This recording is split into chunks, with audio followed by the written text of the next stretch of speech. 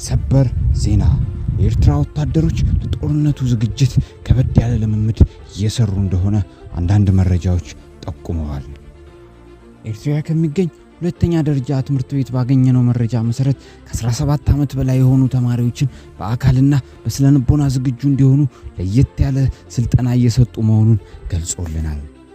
ሴት ወንድ ሳይለይ እየተሰጠ የሚገኘው ስልጠና ትዕዛዙ የወጣው ከበላይ አካል ከሆነው የኤርትራው ፕሬዝዳንት ኢሳያስ አፈወርቂ መሆኑን መረጃዎች ጠቁመዋል።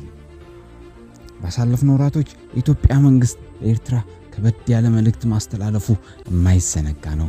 በዚህም እየተነካካ የሚገኘው የብልጽግና አመራሮች ለኤርትራ ከበድ ያለ የጦርነት መልእክት ማስተላለፋቸው አይዘነጋም። ለዚህም ይመስላል የኤርትራው ፕሬዝዳንት ኢሳያስ አፈወርቂ ጦራቸውን ለማዘጋጀት ላይና ታች እያሉ የሚገኙት። በትላንትናው ዕለት ሾልከው ከወጡ መረጃዎች አንዱ የኤርትራው ፕሬዝዳንት ኢሳያስ አፈወርቂ በተደጋጋሚ ከሀገር ውጭ እየወጡ ስብሰባዎችን እያደረጉ እንደሆነ አንዳንድ ምንጮች ጠቁመዋል። በሌላኛው ዜና አንዳንድ የኤርትራን ቴሌቪዥን ቻናሎች ወጣቱ በስነልቦና ብቁ እንዲሆን ፕሮፓጋንዳዎችን እያስተላለፉ እንደሚገኙ ተመልክተናል።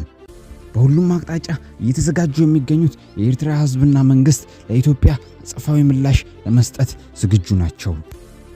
ፈጣንና ሾልኮ የሚመጡ መረጃዎችን አቀብላችኋለሁ። የኢትዮጵያ ኒውስን ሰብስክራይብ በማድረግ ቤተሰብ ይሁኑ።